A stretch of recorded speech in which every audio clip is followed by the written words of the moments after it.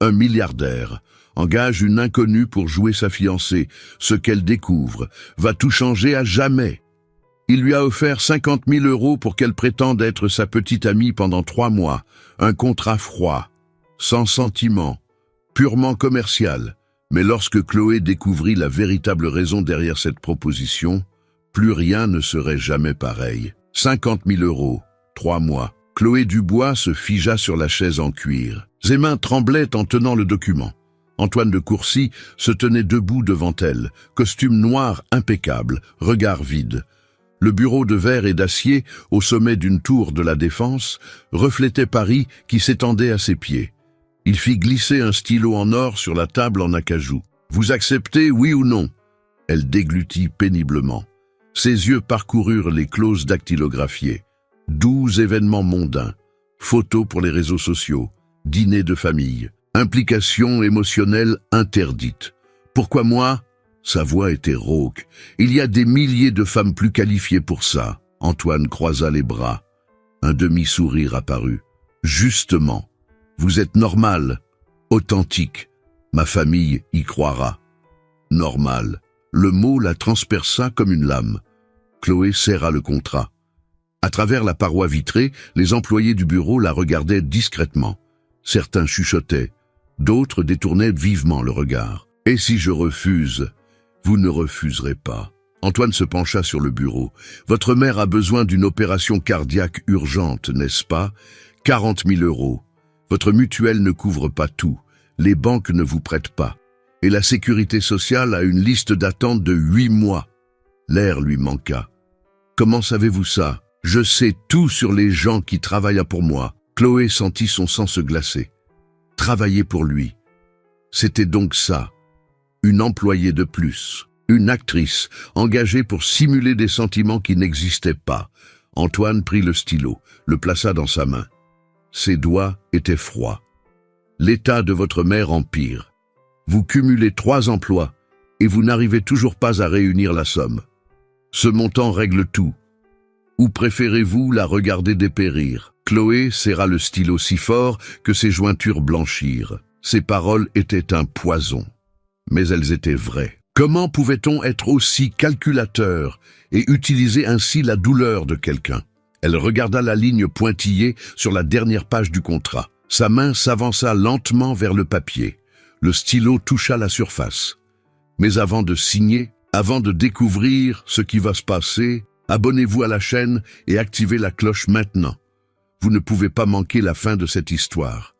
Des milliers de personnes font déjà partie de cette communauté. Chloé s'arrêta. Le stylo resta suspendu dans les airs. Elle ferma les yeux une seconde et respira profondément. Qui était-elle en train de devenir? Chloé Dubois avait 28 ans et n'avait jamais menti sur quelque chose d'important de sa vie. Sa mère, Sylvie, lui avait toujours dit que l'honnêteté était le seul patrimoine que personne ne pourrait jamais lui enlever. Et maintenant, elle était là, sur le point de vendre exactement cela. Elle avait grandi dans un 2 pièces du 20e arrondissement. Sa mère travaillait comme couturière pour les faire vivre toutes les deux après que son père eut quitté la famille quand Chloé n'avait que 10 ans.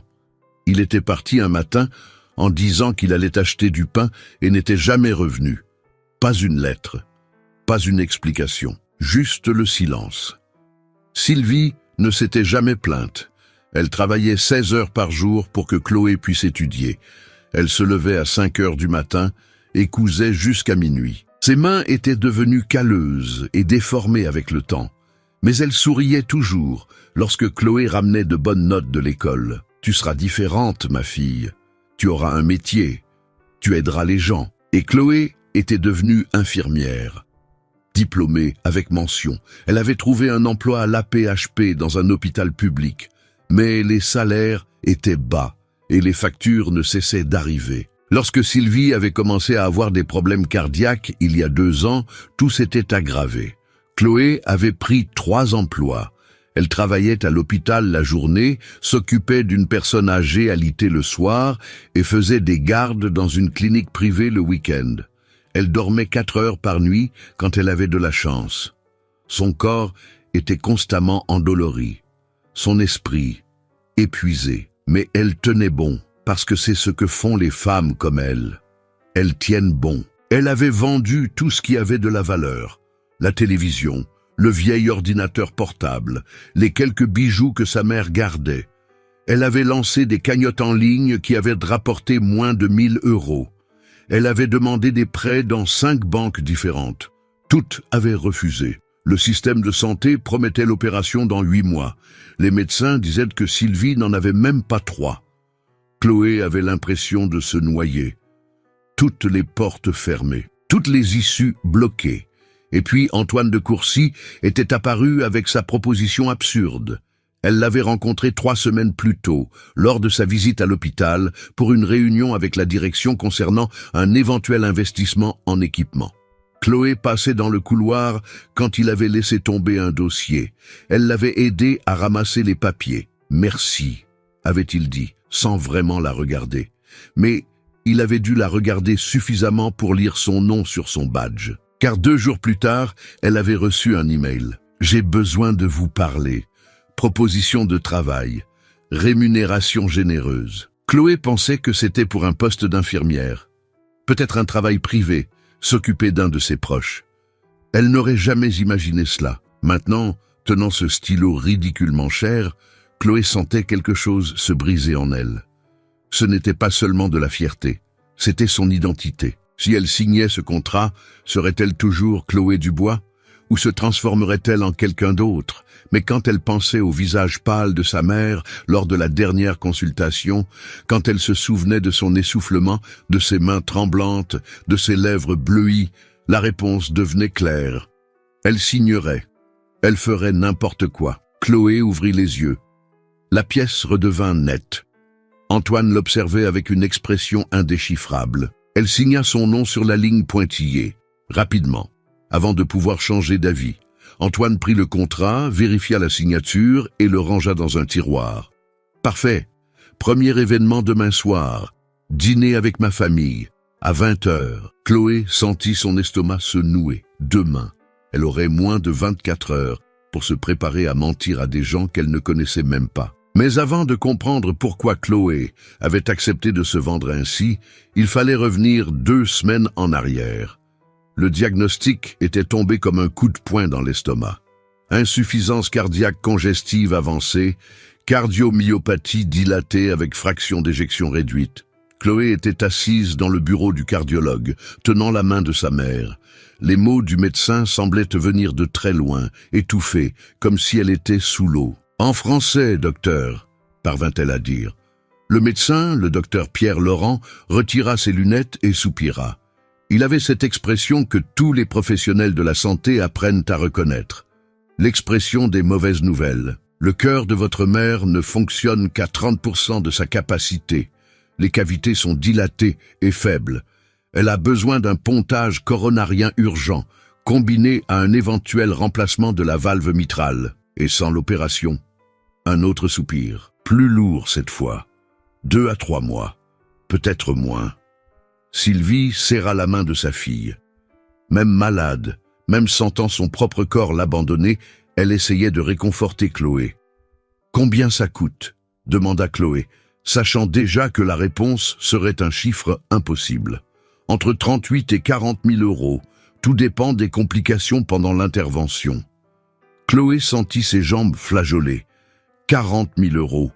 Elle gagnait 1 800 € par mois à l'hôpital. Avec ses 2 autres emplois, elle atteignait 3 200. 3 200 € en travaillant 17 heures par jour. La mutuelle, nous les avons déjà contactés. Ils refusent la prise en charge complète.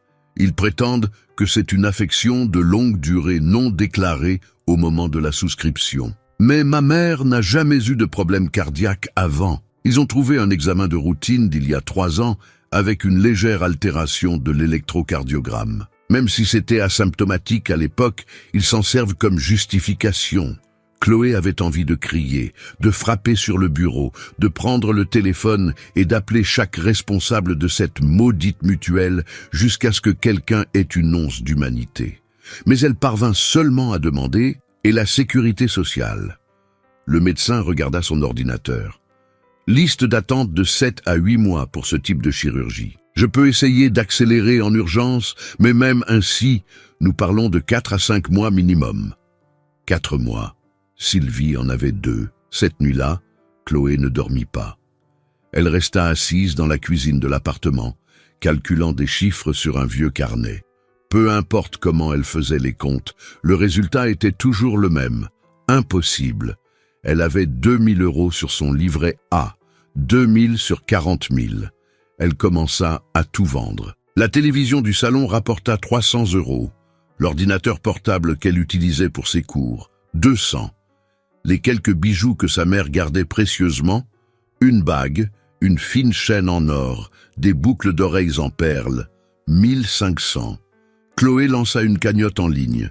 Elle écrivit l'histoire de sa mère, posta des photos, partagea dans tous les groupes qu'elle connaissait. En 2 semaines, elle récolta 900 €. Elle alla voir 5 banques. Toutes demandèrent la même chose, justificatif de revenus compatibles, garantie, caution. Chloé n'avait rien de tout cela. Elle était fichée à la Banque de France pour une facture d'électricité impayée. Les banques refusèrent, l'une après l'autre, avec ce même regard poliment distant. « Malheureusement, nous ne pouvons pas approuver votre demande pour le moment. » Elle demanda de l'argent à des amis. Réussit à obtenir 100 € ici, 50 là. Mais tout le monde était aussi à la limite. Personne n'avait d'argent de côté. Elle contacta des associations, des œuvres caritatives, des programmes gouvernementaux. Remplit des formulaires interminables. Attendit dans des files d'attente kilométriques. Les réponses étaient toujours les mêmes. Nous allons analyser le dossier ou inscrivez-vous sur la liste d'attente. Liste d'attente, comme si la mort attendait aussi. Chloé arriva à 5000 €. Il lui manquait encore 35 000. Pendant ce temps, l'état de Sylvie empirait visiblement. Elle se réveillait au milieu de la nuit en suffoquant. Ses lèvres devenaient bleues au moindre effort. Monter 3 marches était un marathon. Elle maigrissait. Sa peau devenait de plus en plus pâle, ses cernes plus profonds. Un matin, Chloé trouva sa mère évanouie dans la salle de bain. Elle avait perdu connaissance en essayant de prendre sa douche. « Pardonne-moi, ma fille », murmura Sylvie sur le chemin de l'hôpital. « Pardonne-moi d'être un fardeau. » Chloé pleura pour la première fois depuis des semaines. Pas des larmes discrètes. Ce fut un sanglot violent, désespéré, qui venait d'un endroit si profond que ça faisait mal à la poitrine. « Tu n'as jamais été un fardeau, maman. Jamais. » Mais en conduisant, Chloé savait la vérité. Elle n'avait plus le temps, elle n'avait plus d'options, elle n'avait plus rien. La seule chose que sa mère lui avait toujours donnée, c'était un amour inconditionnel. Quand son père était parti, Sylvie avait travaillé jusqu'à ce que ses doigts saignent pour que Chloé ait à manger. Elle avait renoncé à tout, nouveaux vêtements, sorties, repos, pour que sa fille puisse étudier. « Tu es mon investissement », disait-elle en souriant, « le meilleur placement que j'ai jamais fait. » Chloé se souvenait des nuits où elle se réveillait et voyait sa mère encore en train de coudre à 3 heures du matin. Elle se souvenait des déjeuners où Sylvie disait qu'elle n'avait pas faim, juste pour que Chloé puisse manger la plus grosse portion. Elle se souvenait du jour de sa remise de diplôme, où sa mère avait tellement pleuré qu'elle ne pouvait plus parler. Cette opération ne visait pas seulement à sauver une vie, elle visait à payer une dette impayable. Il s'agissait de ne pas laisser la seule personne qui avait toujours été à ses côtés mourir par manque d'argent. Et c'est exactement pour cela que lorsqu'Antoine de Courcy était apparu avec sa proposition absurde, Chloé n'avait pas eu le choix. 50 000 €, 3 mois. Le prix de la vie de sa mère était de prétendre aimer un étranger. Chloé savait qu'accepter cet argent signifiait franchir une ligne qu'elle n'aurait jamais imaginé franchir. Mais ce à quoi elle ne s'attendait pas, c'était de découvrir combien d'autres lignes elle devrait franchir en même temps. La première barrière avait déjà été détruite avant même l'apparition d'Antoine. Les banques avaient été impitoyables. À la BNP Paribas, la conseillère n'avait même pas laissé Chloé finir d'expliquer. Elle avait rapidement regardé son écran et secoué la tête. Taux d'endettement trop élevé, revenus incompatibles avec le montant demandé. Vous demandez 35 000 € en gagnant 3 200 par mois? Cela représente près de 12 fois votre revenu mensuel. Mais j'ai 3 emplois fixes, je n'ai jamais eu de retard de salaire. Vous avez un incident de paiement pour une facture d'électricité et 2 crédits à la consommation en cours. Je suis désolé, mais c'est impossible. Chloé tenta le Crédit Lyonnais. La réponse fut la même. Puis la Société Générale, puis la Banque Postale. Toutes les portes se fermèrent avec la même froideur polie. Le système financier avait une logique cruelle. Ceux qui en avaient le plus besoin étaient exactement ceux qui ne pouvaient pas recevoir. La deuxième barrière fut la mutuelle. Chloé passa des journées entières au téléphone, transférée de service en service, dossiers ouverts et fermés, recours refusés. Toujours la même justification froide, lue par des téléconseillers blasés. Conditions préexistantes non déclarées. Conformément à la clause 17.3 du contrat, la mutuelle n'a aucune obligation de couverture. Mais ma mère ne savait même pas qu'elle avait un problème cardiaque. Une altération a été identifiée lors d'un examen il y a 3 ans. L'assuré avait l'obligation de le déclarer. Chloé voulait crier que cet examen montrait une irrégularité minime, asymptomatique, qu'aucun médecin n'avait jugé pertinente à l'époque. Mais crier sur des employés de centre d'appel ne sauverait pas Sylvie. La 3e barrière fut la bureaucratie de la sécurité sociale. Chloé remplit des formulaires, rassembla des documents, apporta des examens, attendit des heures dans les files d'attente, revint 3 fois parce qu'il manquait toujours un papier. Il faut le justificatif de domicile de moins de 3 mois. Il faut 2 copies de la carte d'identité certifiée conforme. Il faut le compte-rendu médical avec le code ALD complet. Quand elle réussit enfin à déposer la demande d'urgence, la réponse fut dévastatrice. 4 à 5 mois d'attente, avec de la chance. Mais les barrières extérieures n'étaient pas les pires. Celles internes étaient bien plus difficiles à franchir. Chloé avait toujours été fière. Pas la fierté arrogante de ceux qui se croient supérieurs. C'était la fierté de celle qui s'est battue pour tout ce qu'elle a. De celle qui n'a jamais demandé de faveur. De celle qui a toujours résolu ses propres problèmes. Demander de l'aide était déjà douloureux. Mais vendre sa propre intégrité, cela déchirait quelque chose en elle. Chloé avait été élevée avec des valeurs strictes. Sa mère disait toujours « Les pauvres n'ont pas grand-chose, mais ils ont leur parole, et la parole vaut plus que l'or. » Mentir allait à l'encontre de tout ce que Sylvie lui avait enseigné. Feindre des sentiments, tromper toute une famille, être payé pour jouer un rôle dans la vie de quelqu'un. N'est-ce pas de la prostitution émotionnelle ? Pensa Chloé la première nuit après avoir reçu la proposition. Elle se regarda dans le miroir de la salle de bain. Qui était cette femme prête à faire ça ? Où était la Chloé qui avait toujours valorisé l'honnêteté par-dessus tout ? Si j'accepte ça, serais-je encore moi-même après ? La question résonna dans sa tête pendant des jours. Parce que Chloé savait qu'elle ne reviendrait pas indemne. Certains choix nous changent à jamais. Et elle était sur le point de faire l'un de ces choix. Il y avait aussi la peur du jugement. Que penseraient ses collègues s'ils le découvraient ? Que diraient les voisins ? Que ressentirait sa propre mère si elle savait la vérité ? Chloé devrait mentir à tout le monde, prétendre qu'elle avait rencontré Antoine naturellement, inventer une histoire d'amour, sourire quand on leur demanderait comment ils étaient tombés amoureux. Chaque mensonge en entraînerait 10 autres. Et le pire, elle devrait le cacher à sa propre mère. Sylvie n'accepterait jamais d'être sauvée ainsi. Elle refuserait l'argent.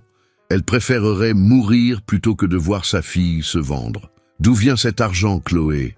La question viendrait, et Chloé devrait regarder dans les yeux la femme qui l'avait élevée pour valoriser la vérité et lui mentir effrontément. Le contrat d'Antoine était très clair, des règles spécifiques, des clauses détaillées, des attentes cartographiées. 12 événements mondains obligatoires sur 3 mois, dîner avec sa famille, soirée d'entreprise, vernissage, un mariage, apparition publique stratégique, publication sur les réseaux sociaux, photos mises en scène, légendes romantiques, commentaires affectueux, construire un récit numérique convaincant d'une relation parfaite, disponibilité pour les appels et les messages, répondre rapidement, utiliser des surnoms affectueux, maintenir la farce 24 heures sur 24 et la clause la plus importante, surlignée en gras, Aucune implication émotionnelle réelle n'est autorisée. Ceci est un accord commercial. Des sentiments réels annulent le contrat. Chloé lut cette partie 3 fois. Antoine achetait une performance, pas une personne. Il voulait l'apparence de l'amour, pas l'amour véritable. Pourquoi quelqu'un ferait-il ça? Se demanda-t-elle. Mais elle n'eut pas le temps de chercher la réponse, parce que la vérité était simple et brutale. Peu importait pourquoi. Ce qui importait, c'est qu'il offrait 50 000 € et qu'elle en avait besoin de 40 pour sauver Sylvie. Chloé signa le contrat cet après-midi-là. L'encre était encore fraîche quand Antoine rangea le document dans le tiroir verrouillé. Premier événement demain à 20h. J'enverrai un chauffeur vous chercher à 19h. Chloé sortit de ce bureau avec le sentiment d'avoir vendu un morceau de son âme. Mais quand elle rentra chez elle et vit sa mère endormie sur le canapé, si fragile, si pâle, si proche de la mort, elle sut qu'elle le referait. Ce que Chloé ne savait pas, c'est que dans 24 heures, elle affronterait sa première épreuve du feu et découvrirait que le prix de cet argent était bien plus élevé qu'elle ne l'imaginait. Le chauffeur s'arrêta devant le portail en fer forgé à 19h45. Chloé regarda par la fenêtre de la berline et sentit son estomac se retourner. L'hôtel particulier des de Courcy, dans le 8e arrondissement, n'était pas une maison. C'était une déclaration de pouvoir, une façade haussmannienne immaculée, des fenêtres immenses, un éclairage stratégique qui donnait l'impression que le bâtiment flottait dans l'obscurité. Le jardin intérieur pavé était plus grand que tout l'immeuble où vivait Chloé. Il y avait une fontaine au centre avec des sculptures qui coûtaient probablement plus cher que l'opération de sa mère. Antoine était à côté d'elle sur la banquette arrière. Il ne regardait même pas dehors. Pour lui, c'était normal. « Souvenez-vous de l'histoire », dit-il en ajustant sa cravate. « On s'est rencontrés à l'hôpital. Vous vous occupiez d'un patient. Je rendais visite à un ami. On a parlé dans l'ascenseur. 3 mois de relation. » Chloé répéta mentalement. Ascenseur, 3 mois. Mais les mots semblaient glisser de sa mémoire. La robe qu'Antoine avait fait livrer était en soie bleu marine, discrète, mais manifestement chère. Chloé n'avait jamais rien porté de tel. Le tissu glissait sur sa peau d'une manière étrange. Les escarpins lui serraient des pieds. Elle se sentait déguisée. Un majordome ouvrit la portière de la voiture. Chloé descendit en essayant de ne pas trébucher. Antoine posa sa main dans le bas de son dos. Un geste qui se voulait affectueux, mais qui était mécanique, répété. Ils montèrent les marches de marbre jusqu'à la porte principale. À l'intérieur, le hall d'entrée avait une double hauteur sous plafond. Un lustre en cristal de baccarat pendait du plafond comme une constellation hors de prix. Le sol était en marbre italien poli, où Chloé voyait son propre reflet déformé. « Mon chéri, tu es là !» Une femme descendit l'escalier monumental avec une élégance étudiée. Béatrice de Courcy avait environ 55 ans, des cheveux blonds retenus en un chignon impeccable, une robe beige qui coûtait probablement une voiture citadine. Ses yeux bleus examinèrent Chloé de la tête aux pieds en moins de 3 secondes. « Mère, voici Chloé », dit Antoine. Béatrice tendit la main, pas pour la serrer, pour un baise-main. Chloé hésita une demi-seconde avant de comprendre le geste. Elle lui tendit maladroitement la main qu'elle effleura à peine. « Quelle surprise !» dit Béatrice avec un sourire qui n'atteignait pas ses yeux. « Antoine ne ramène jamais de filles à la maison. Vous devez être spécial. » Le ton indiquait clairement que « spécial » n'était pas exactement un compliment. Dans la salle à manger, une table en acajou pouvait accueillir 12 convives. Seuls 5 sièges étaient occupés. Richard de Courcy, le père, était au bout de la table. Un homme de 60 ans, cheveux grisonnants, posture militaire. À côté de lui, une femme plus jeune que Chloé reconnut immédiatement des magazines. Camille de Courcy, la sœur mannequin d'Antoine. Camille était tout ce que Chloé n'était pas. Grande, très mince, cheveux sombres et lisses, maquillage parfait, robe de créateur qui semblait peinte sur son corps. Elle regarda à peine Chloé lorsqu'on les présenta. « Asseyez-vous », dit Richard sans sourire. Chloé fut guidée vers la chaise à côté d'Antoine. Béatrice s'assit en face d'elle, position stratégique pour l'interrogatoire. Le premier plat fut servi par 2 serveurs en uniforme. Chloé ne reconnut pas ce que c'était. Quelque chose qui ressemblait à du poisson cru, avec une mousse verte et des fleurs comestibles. « Alors, Chloé, » commença Béatrice, coupant le poisson avec une précision chirurgicale. « Vous travaillez à l'hôpital Saint-Louis, n'est-ce pas? Comme infirmière ?» La pause avant infirmière était intentionnelle. « Oui, madame. » « C'est noble. Et votre famille, que font-ils » Chloé sentit la fourchette peser dans sa main. « Ma mère était couturière. Elle est en invalidité maintenant. »« Était » demanda Camille, la regardant enfin. « Et votre père ?»« Je n'ai pas de contact avec lui. » Silence. Le genre de silence qui crie les préjugés. « Je vois, » dit Béatrice avec ce sourire condescendant.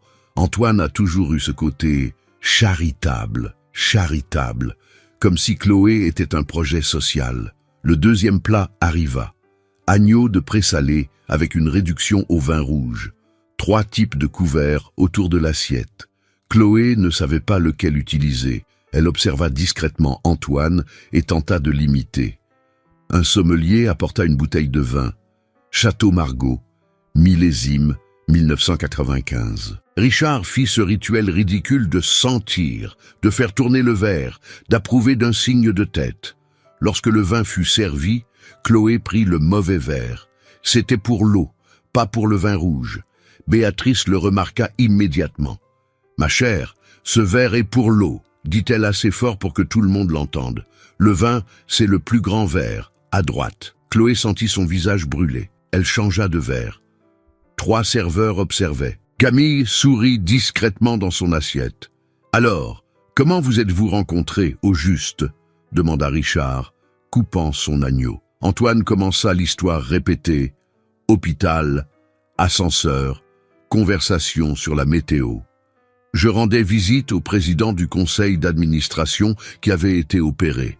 Chloé vérifiait les patients de l'étage. Nos regards se sont croisés et ce fut le coup de foudre, interrompit Camille, avec un scepticisme à peine déguisé. Pas exactement, dit Chloé, essayant d'aider. C'était plus graduel. Nous avons parlé plusieurs fois avant que... Mais tu as dit que c'était dans l'ascenseur, coupa Béatrice. Antoine vient de dire que c'était dans l'ascenseur. Maintenant, vous dites que vous avez parlé plusieurs fois? Chloé se figea. Antoine aussi.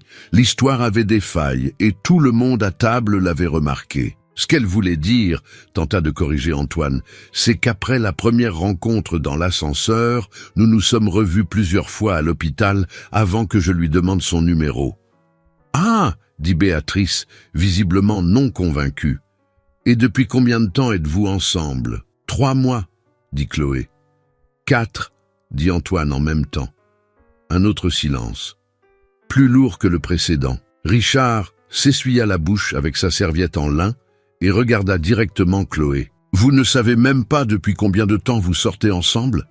Camille rit, un rire court, sec, cruel. « Peut-être parce qu'ils ne sortent pas vraiment ensemble, » dit-elle en prenant son verre de vin. « Soit vous êtes nul avec les dates, soit il y a quelque chose de très étrange ici. » Chloé voulait disparaître, s'enfoncer dans sa chaise et s'évanouir. Chaque mot était une piqûre d'épingle, chaque regard, un jugement. « Camille, s'il te plaît, » dit Antoine, mais sa voix n'avait aucune force. « S'il te plaît quoi ?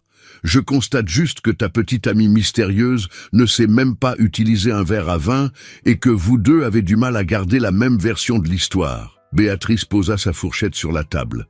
Le son résonna. « Chloé, ma chère, excusez ma franchise, mais... » Elle fit une pause, choisissant ses mots. « Vous ne semblez pas exactement être le genre habituel d'Antoine. Vêtements simples, éducation, différente.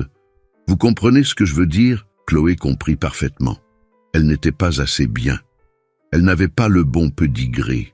Elle n'appartenait pas à ce monde. « Mère, ça suffit, » dit Antoine, mais cela sonna faible, sans conviction. Camille se leva pour prendre plus de vin. En revenant à sa chaise, elle passa derrière Chloé. Et c'est là que c'est arrivé. Le verre de vin rouge bascula. Le liquide rouge foncé se répandit sur la robe bleue de Chloé comme du sang. Elle sursauta de sa chaise, haletante. « Oh mon Dieu, s'exclama Camille, avec une surprise trop exagérée pour être réelle. Désolé, quelle maladroite je suis, mais Chloé l'avait vu. Pendant une fraction de seconde, elle avait vu le sourire sur les lèvres de Camille avant qu'elle ne feigne l'inquiétude. C'était intentionnel. Ne vous inquiétez pas, poursuivit Camille, prenant une serviette. Mais ce tissu, c'est du synthétique, non? Ça va tacher à coup sûr. Le vin rouge ne part pas sur du tissu bon marché. Et voilà, l'humiliation complète. Chloé était trempée de vin sous le regard de tous, traitée de bon marché, d'inadéquate, d'imposteur, parce que c'était exactement ce qu'elle était. Chloé murmura une excuse et quitta la salle à manger d'un pas rapide. Ses talons claquaient sur le marbre. Elle pouvait sentir les regards plantés dans son dos. Elle pouvait imaginer les sourires discrets échangés dès qu'elle fut hors de vue. Un des serveurs lui indiqua le chemin des toilettes des invités. Un long couloir, des murs décorés de tableaux abstraits hors de prix, un sol qui reflétait tout. Chloé entra et verrouilla la porte. Enfin seule, elle s'appuya sur le lavabo en marbre noir et se regarda dans le miroir. La robe était fichue. Une énorme tache rouge s'étalait de l'épaule à la taille. Le tissu avait absorbé le vin comme une éponge. Mais ce n'était pas la robe qui lui donnait envie de pleurer. Chloé prit du papier essuie-tout et tenta de nettoyer. La tache ne fit qu'empirer ses talents davantage. Ses mains tremblaient, pas de nervosité, de colère. Colère contre elle-même d'être là. Colère contre Antoine d'avoir créé cette situation. Colère contre cette famille de gens qui avaient tout et ne savaient pas ce que c'était que de se battre pour quelque chose. Elle pensa à sa mère. Sylvie était à la maison maintenant, regardant probablement une vieille rediffusion à la télévision. Sans savoir que sa fille se faisait humilier dans un hôtel particulier, prétendant être quelqu'un qu'elle n'était pas, traitée comme un déchet par des gens qui se croyaient supérieurs. « Ma fille ne baisse jamais la tête devant personne, disait toujours Sylvie. Les pauvres ont leur dignité. Parfois, c'est la seule chose qu'on a, mais ça vaut plus que n'importe quelle fortune. » Et que faisait Chloé maintenant? Elle vendait exactement cette dignité, pour de l'argent, pour une opération, pour les bonnes raisons avec les mauvaises méthodes. Elle ferma les yeux et respira profondément. Elle pouvait partir. Elle pouvait simplement ouvrir cette porte, traverser le couloir, sortir de cet hôtel particulier et ne jamais revenir, déchirer le contrat, récupérer sa dignité. Mais alors, qu'arriverait-il à Sylvie?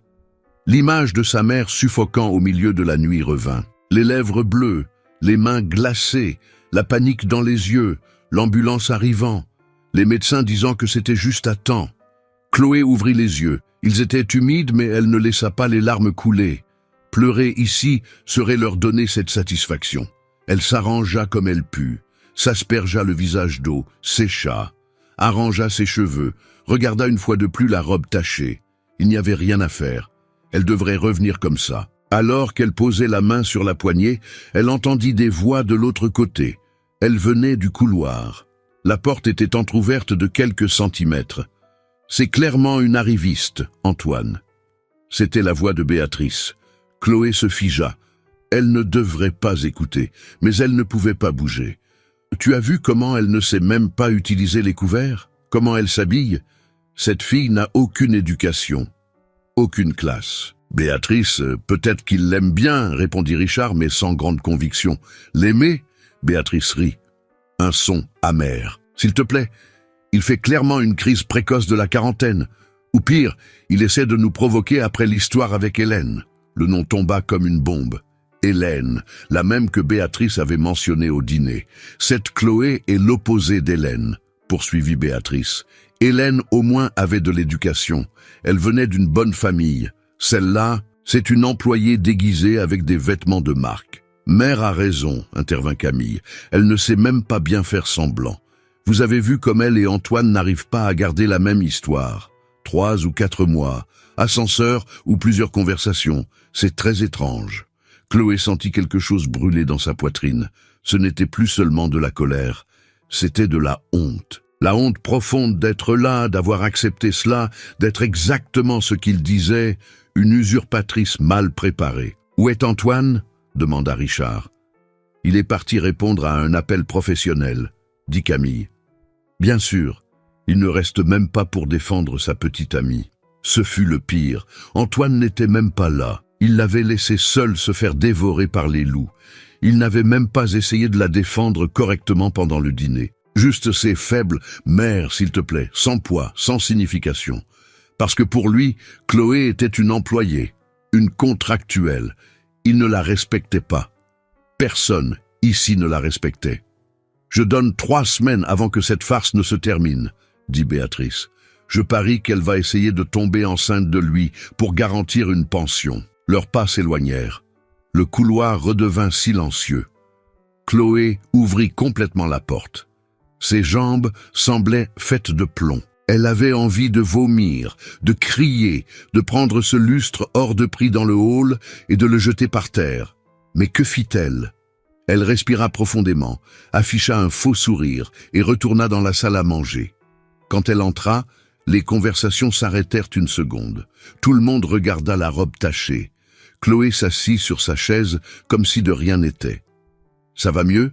demanda Béatrice avec une fausse inquiétude. « Oui, merci », répondit Chloé. Sa voix sortit étrangement calme. Le dîner continua. Encore 3 plats, dessert, café. Chloé mangea mécaniquement, répondait aux questions par monosyllabes, souriait quand on attendait d'elle qu'elle sourit, acquiesçait quand on attendait d'elle qu'elle acquiesce. Mais à l'intérieur, quelque chose s'était brisé. Ce n'était pas seulement la fierté, c'était l'image qu'elle avait d'elle-même. Chloé s'était toujours considérée comme forte, résiliente, quelqu'un qui ne pliait pas devant les injustices. Et maintenant, elle était là, assise à une table avec des gens qui la méprisaient, feignant de ne pas entendre les insultes voilées, avalant humiliation sur humiliation, tout ça pour de l'argent. « Voilà ce que je suis devenue », pensa-t-elle, en regardant Camille rire d'une blague interne. Une femme qui se vend, une prostituée émotionnelle. Ils ont raison à mon sujet. Mais non, ils n'avaient pas raison, parce qu'ils ne savaient rien d'elle. Ils ne savaient pas qu'elle travaillait 17 heures par jour, qu'elle s'occupait seule d'une mère malade, qu'elle avait renoncé à tout, sommeil, loisirs, relations, rêves, pour maintenir en vie la seule famille qu'elle avait. Ils n'avaient jamais eu à choisir entre dignité et survie, n'avaient jamais dormi par terre à l'hôpital parce qu'ils n'avaient pas d'argent pour le taxi, n'avaient jamais vendu leurs propres affaires pour acheter des médicaments. Les gens, comme les de Courcy, naissaient avec des filets de sécurité, ils tombaient sur des matelas d'argent, ils ne connaissaient pas le vrai sol. Chloé regarda Antoine. Il était sur son téléphone, tapant quelque chose, ne prêtant même pas attention à la conversation. Savait-il ce que sa famille avait dit d'elle dans le couloir? S'en souciait-il? Probablement pas. Le dîner se termina enfin à 23h30. 3h30 de torture. Béatrice raccompagna Chloé et Antoine à la porte, embrassa son fils, tendit la main à Chloé, pas pour un baise-main cette fois, juste une poignée froide et rapide. « Ce fut un plaisir de vous rencontrer », dit-elle. Mensonge poli. « Je suis sûr que nous nous reverrons. » Menace voilée. Dans la voiture du retour, Antoine rangea enfin son téléphone. « Vous vous en êtes bien sorti, dit-il. » Chloé se tourna vers lui, incrédule. « Bien, votre sœur m'a renversé du vin dessus exprès. Votre mère m'a traité d'arriviste.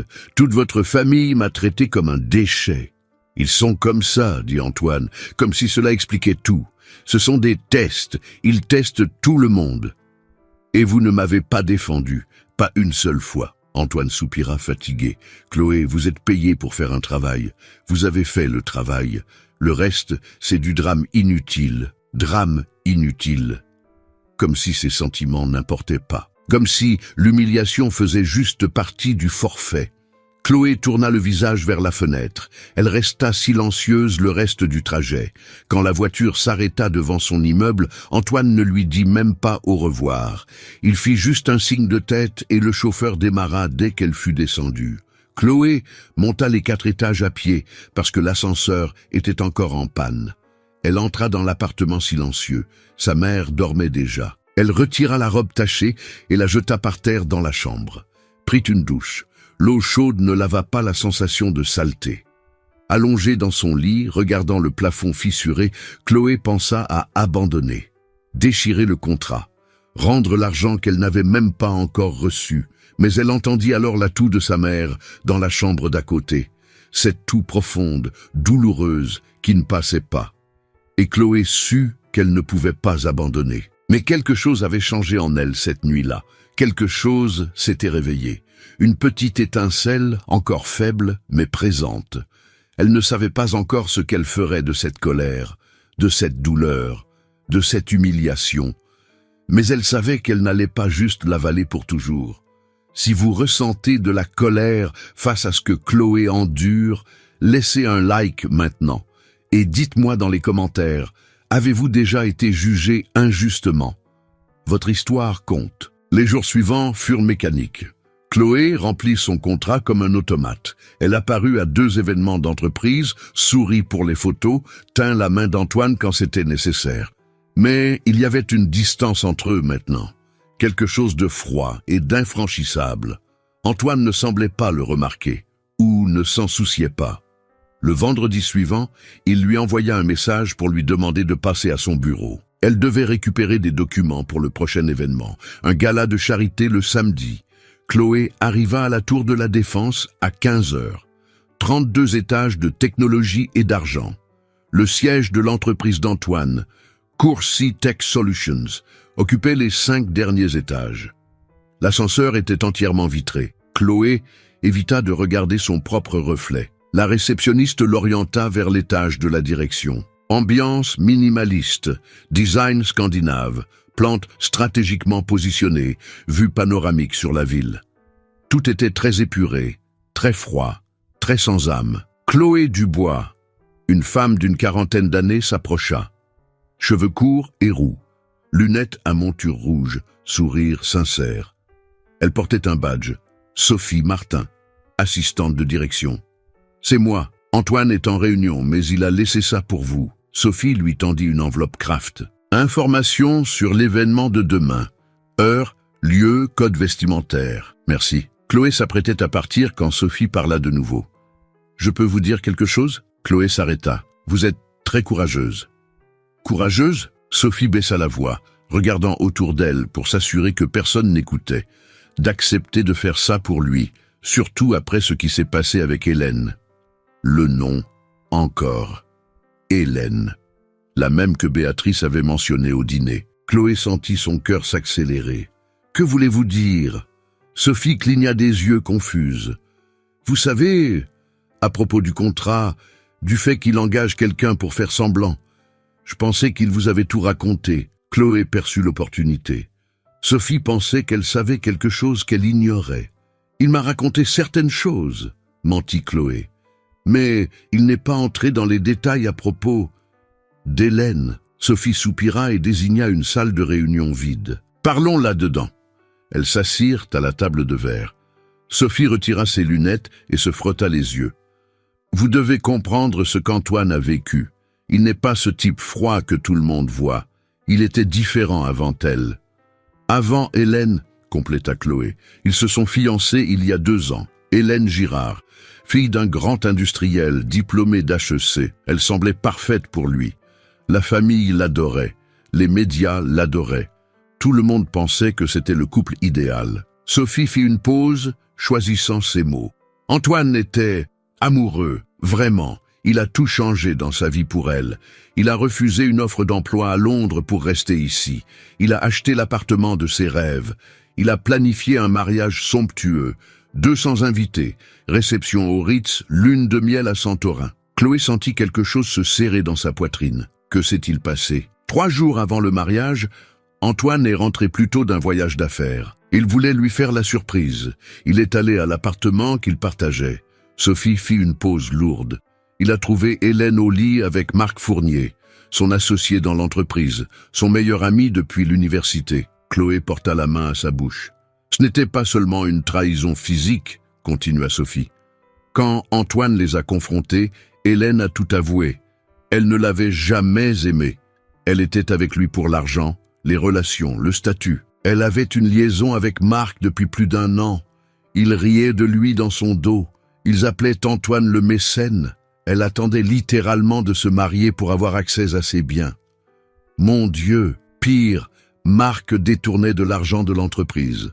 Hélène le savait. Il prévoyait de vider les comptes et de s'enfuir après le mariage.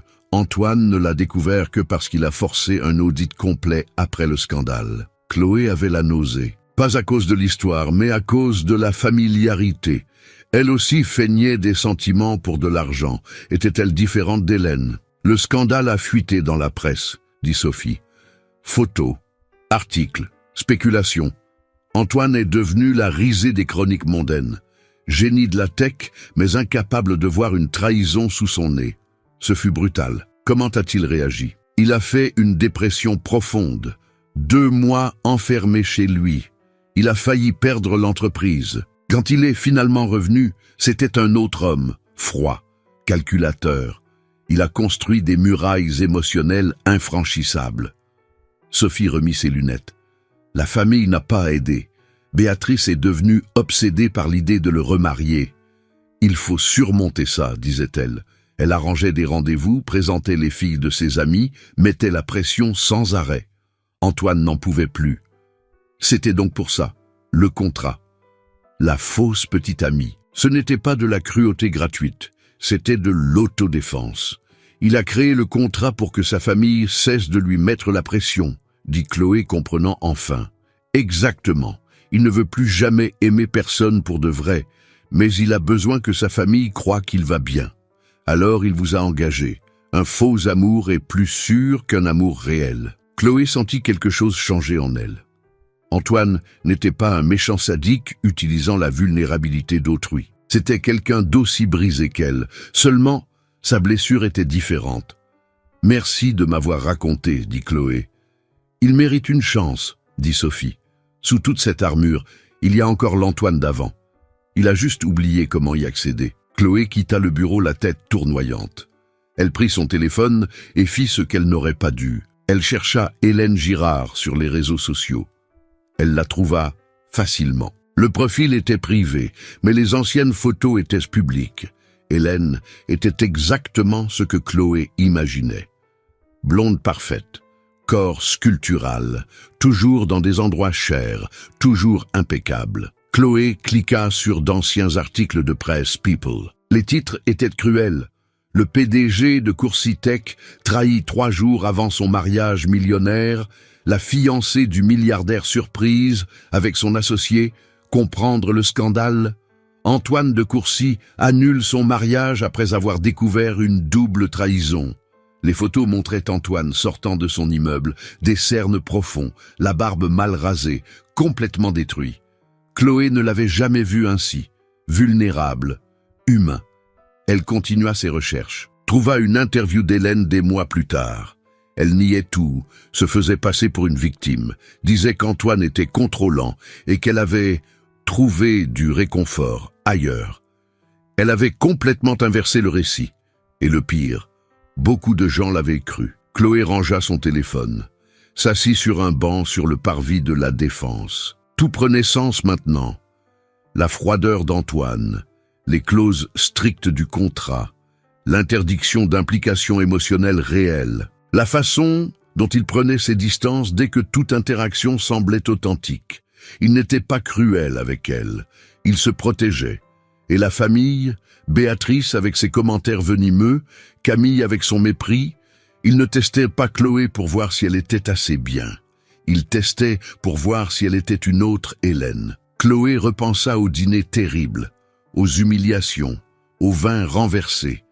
Peut-être que, d'une manière tordue, ils essayaient de protéger Antoine. De la mauvaise manière, avec les mauvaises méthodes, mais l'intention n'était peut-être pas seulement la méchanceté, ou peut-être était-elle trop naïve.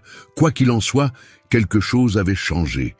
Chloé ne voyait plus Antoine comme un antagoniste froid. Elle voyait quelqu'un saignant de blessures que personne ne voyait, quelqu'un qui avait autant besoin d'aide qu'elle. Mais 2 personnes brisées pouvaient-elles s'entraider? Ou allaient-elles seulement se briser encore plus l'une l'autre? Chloé n'eut pas le temps de répondre à ces questions, parce que son téléphone sonna. Numéro inconnu. « Allô?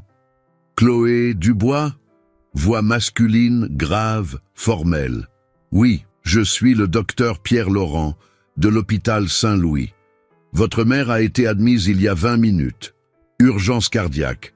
Vous devez venir maintenant. Le monde s'arrêta. Chloé ne se souvient pas comment elle est arrivée à l'hôpital.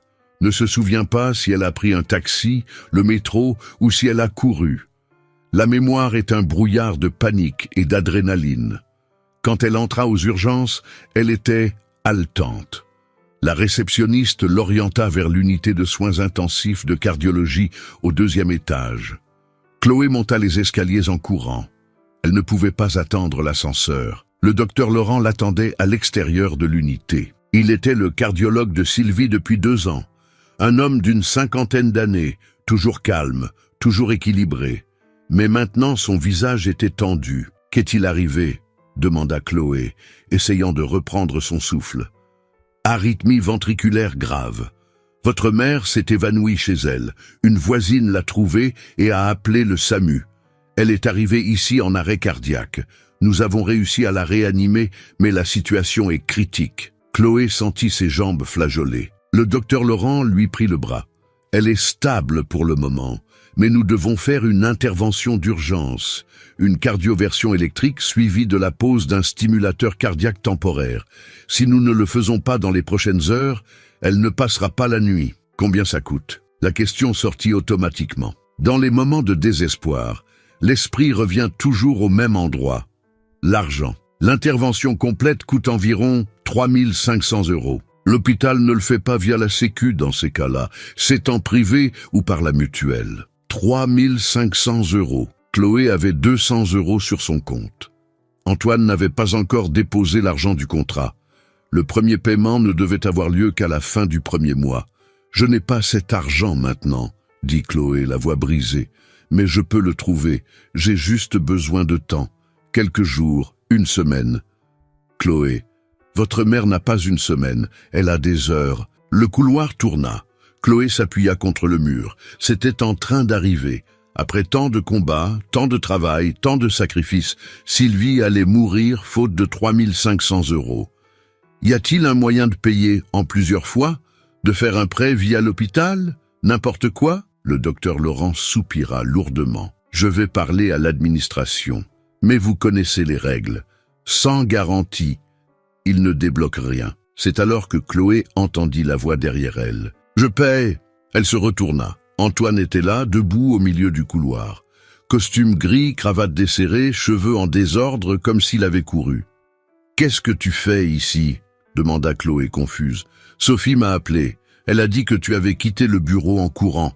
Tu semblais paniqué. » Antoine s'approcha du docteur Laurent. « Combien coûte l'intervention ?»« 3 500 €, répondit le médecin, encore en train de digérer la situation. Antoine sortit son téléphone de sa poche. Quelques tapes sur l'écran. « J'ai viré 4 000 € sur le compte de l'hôpital. Utilisez ce qu'il faut. S'il manque quelque chose, prévenez-moi. » Le docteur Laurent regarda son propre téléphone lorsque la notification arriva. Ses yeux s'écarquillèrent. « Confirmé, je prépare l'équipe immédiatement. » Il entra dans l'unité de soins intensifs presque en courant. Chloé resta là, immobile, regardant Antoine. Elle ne parvenait pas à comprendre ce qui venait de se passer. « Pourquoi as-tu fait ça ?»« Parce que ta mère en a besoin. »« Mais ce n'est pas dans le contrat. Tu n'es pas obligé de... » « Je sais. » Antoine la coupa. Il détourna le regard, visiblement mal à l'aise. « Je ne voulais juste pas que tu vives ça. » Chloé sentit les larmes couler. Elle ne put les retenir. Toute la tension, toute la peur, tout le désespoir des dernières heures s'effondrèrent d'un coup. Antoine resta là, ne sachant que faire. Les hommes comme lui n'étaient pas entraînés à gérer les émotions réelles. Après quelques secondes d'hésitation, il posa sa main sur son épaule. Un geste maladroit, mais sincère. « Elle va s'en sortir, » dit-il doucement. Chloé essuya ses larmes du dos de ses mains. « Pourquoi as-tu fait ça, Antoine ?» Vraiment, il resta silencieux un long moment. Quand il parla enfin, sa voix était différente, plus basse, plus vulnérable. « J'avais un frère cadet, Raphaël. Il est mort à 17 ans. » Chloé le regarda, surprise. Antoine n'avait jamais mentionné cela. Un accident de moto, traumatisme crânien grave. Il avait besoin d'une neurochirurgie d'urgence. À l'époque, ma famille n'avait pas d'argent. Mon père démarrait son entreprise. Il avait tout investi. Nous n'avons pas pu payer une clinique privée. Le système public a mis trop de temps. Raphaël est resté sur la liste d'attente pendant des heures. Quand ils l'ont finalement opéré, il était trop tard. Sa voix trembla légèrement. Il est mort sur la table d'opération. Il avait toute la vie devant lui. Il était intelligent, drôle, plein de rêves. Il est mort parce que nous n'avions pas 4000 €. Antoine regarda Chloé dans les yeux. Je me suis promis ce jour-là que si jamais j'avais de l'argent, je ne laisserai plus jamais ça arriver à personne. Je ne laisserai plus jamais quelqu'un mourir faute de pouvoir payer. Chloé comprit tout à cet instant. Antoine n'était pas froid. C'était quelqu'un qui portait une culpabilité et un traumatisme depuis des années. Il avait transformé sa douleur en mission, construit un empire sur une promesse faite à son frère mort. « Tu me le rappelles ?» continua Antoine. « Ta façon de te battre, de ne pas abandonner même quand tout est contre toi, de garder ta dignité même en souffrant. Raphaël était comme ça. » C'était la première fois qu'Antoine parlait de quelque chose de personnel, la première fois que les murailles se fissuraient. « Merci, » murmura Chloé. « Tu l'as sauvé. Tu as sauvé la seule famille qu'il me reste. Tu aurais fait la même chose pour moi. » L'aurait-elle fait? Chloé n'en était pas sûre, mais elle voulait y croire. Ils restèrent là, assis sur les chaises inconfortables du couloir, à attendre. 2 heures, 3 heures. Antoine ne partit pas. Il ne regarda pas son téléphone obsessionnellement. Il ne parla pas de travail. Il resta, tout simplement. Quand le docteur Laurent sortit enfin, il souriait. « Intervention réussie. Elle est stable. Le stimulateur cardiaque fonctionne parfaitement. Nous allons la garder en observation pendant 48 heures, mais le pire est passé. » Chloé s'effondra sur sa chaise soulagée. Antoine sourit aussi. Un petit sourire, mais réel. « Vous pouvez la voir dans quelques minutes, » dit le médecin. Quand la visite fut autorisée, Chloé entra seule. Sylvie était pâle, connectée à des moniteurs, mais elle respirait tranquillement. Ses yeux s'ouvrirent quand Chloé s'approcha. « Ma fille, » murmura-t-elle, la voix faible. « Je suis là, maman. Tu vas t'en sortir. » Sylvie lui serra la main. « Ce jeune homme, Antoine, il a tout payé, n'est-ce pas ?» Chloé acquiesça. « C'est ton vrai petit ami ?» La question prit Chloé au dépourvu. Elle allait mentir. Elle allait dire oui. Mais quand elle ouvrit la bouche, les mots ne sortirent pas. Sylvie sourit faiblement. « Vous ne faisiez pas semblant tout à l'heure, n'est-ce pas? Là, dans le couloir, je vous ai vu à travers la vitre, la façon dont il te regardait, la façon dont tu le regardais. C'était réel. » Chloé ne sut que répondre. Parce que peut-être que sa mère avait raison. Peut-être que quelque chose avait changé. Peut-être qu'à un moment donné, ces derniers jours, les lignes entre la comédie et la réalité avaient commencé à se brouiller. Chloé sortit de l'unité de soins intensifs 40 minutes plus tard. Antoine était toujours là, consultant son téléphone. « Elle va bien, grâce à toi. » Antoine rangea son appareil. « J'en suis heureux. » Ils marchèrent jusqu'à l'ascenseur en silence. Mais c'était un silence différent, pas inconfortable, juste présent. « L'événement de demain, » dit Antoine quand ils arrivèrent au parking. « Le gala de charité, tu peux toujours y aller ?» Chloé pensa à dire non, qu'elle devait rester avec sa mère. Mais Sylvie était stable et elle devait remplir le contrat.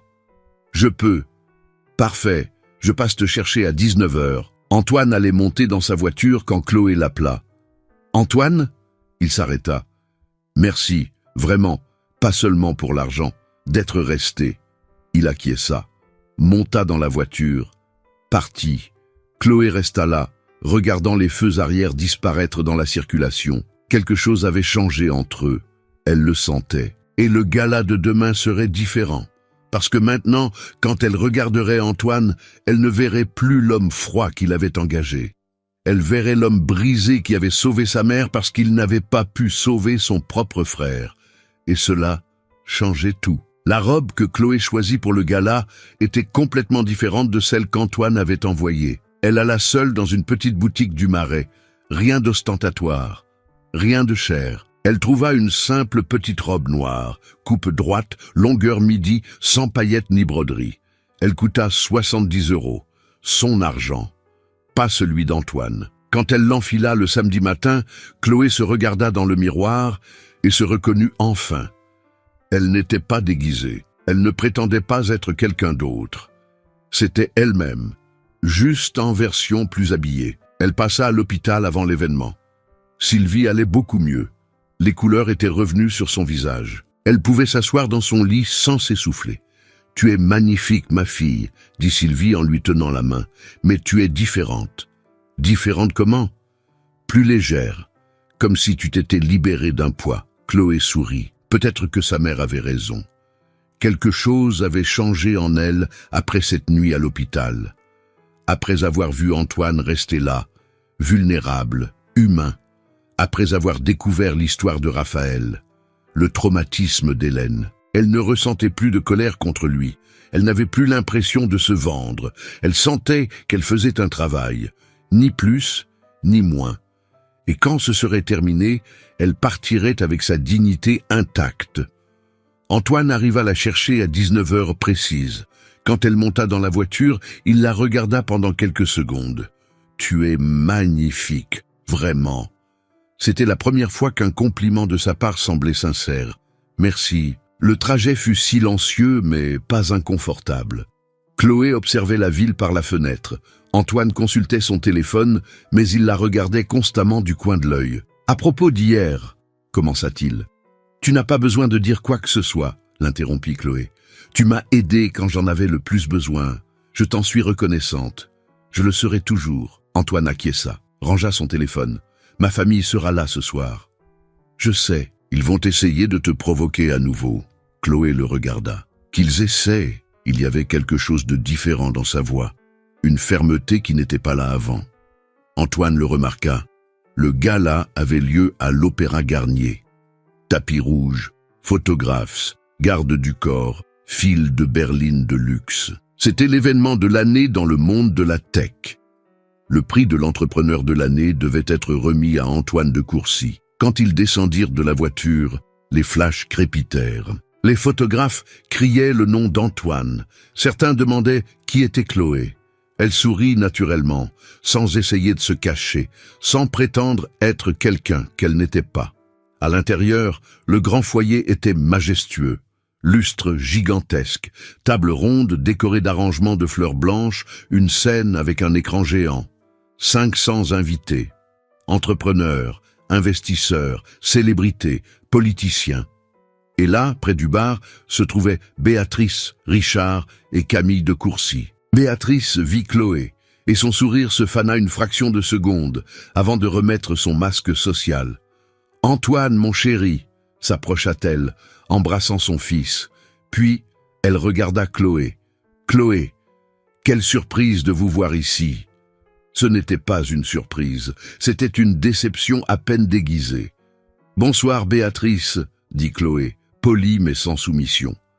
Avant que la conversation ne puisse s'approfondir, un groupe de personnes s'approcha.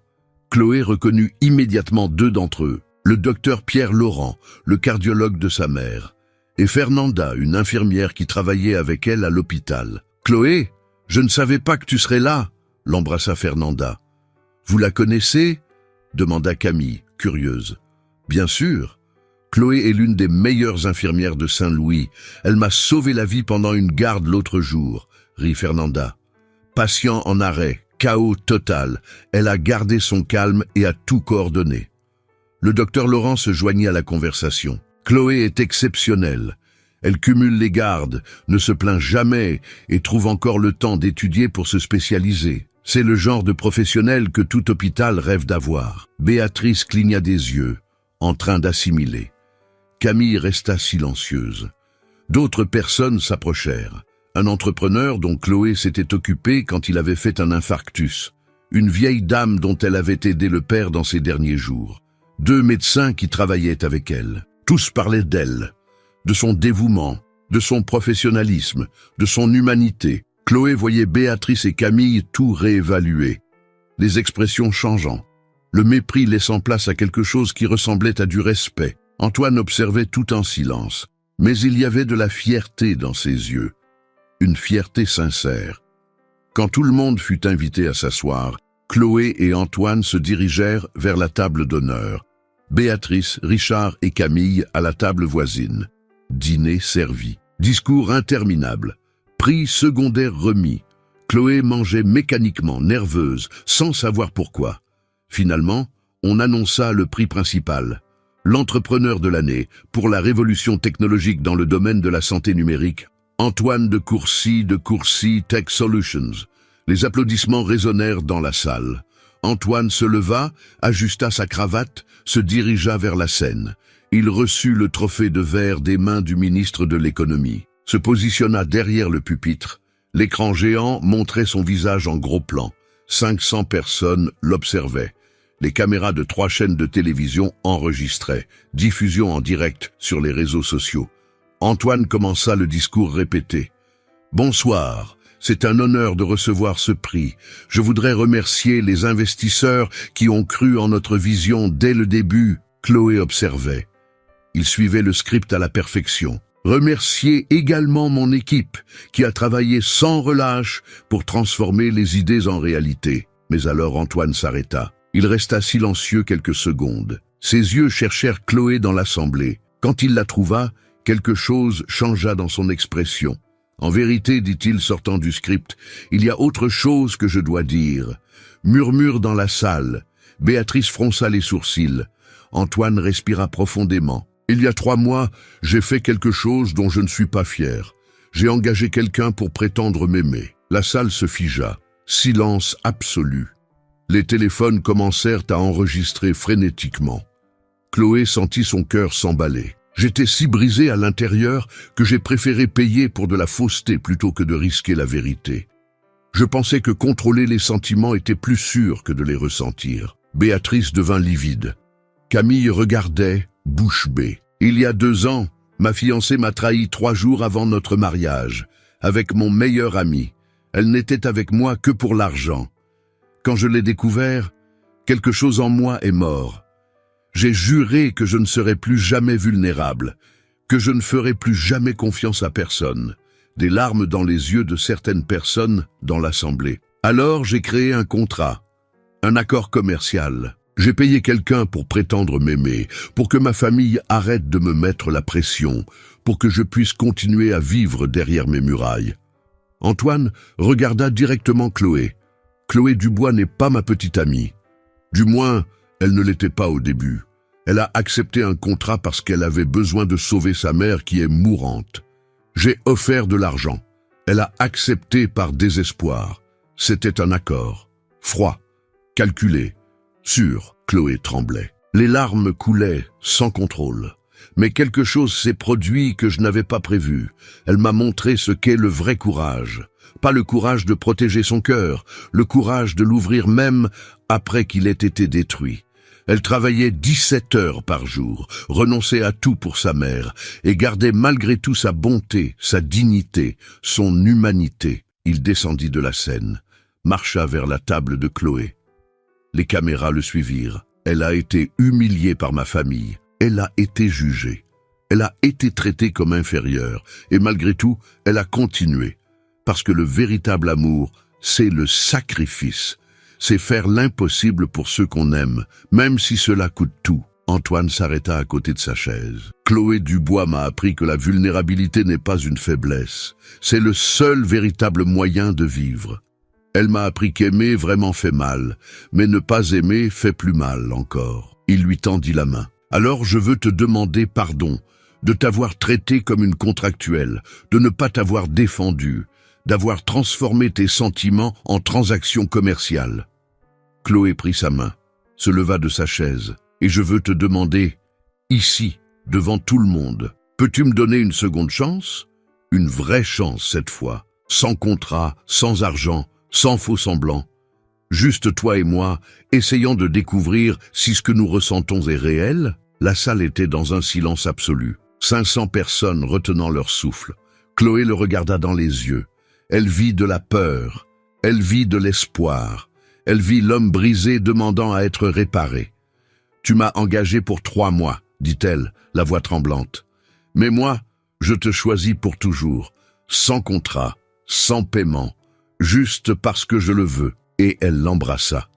La salle explosa en applaudissements. Le baiser ne dura que quelques secondes, mais il sembla suspendu dans le temps. Quand ils se séparèrent, Chloé vit des larmes dans les yeux d'Antoine. Il n'avait jamais semblé aussi humain, aussi réel, aussi complètement vulnérable. Les applaudissements continuaient, les gens se levaient. Le son résonnait sur les murs dorés de la salle comme un tonnerre émotionnel. Chloé regarda autour d'elle. Les réactions étaient des plus variées. Le docteur Laurent nettoyait ses lunettes, visiblement ému. Fernanda pleurait ouvertement, applaudissant comme si elle était à un concert de rock. Des entrepreneurs austères, qui ne pleuraient probablement jamais en public, semblaient touchés. Mais les réactions qui comptaient vraiment se produisaient à la table voisine. Béatrice de Courcy était debout, les mains couvrant sa bouche. Ses yeux, normalement si contrôlés, si calculateurs, étaient écarquillés.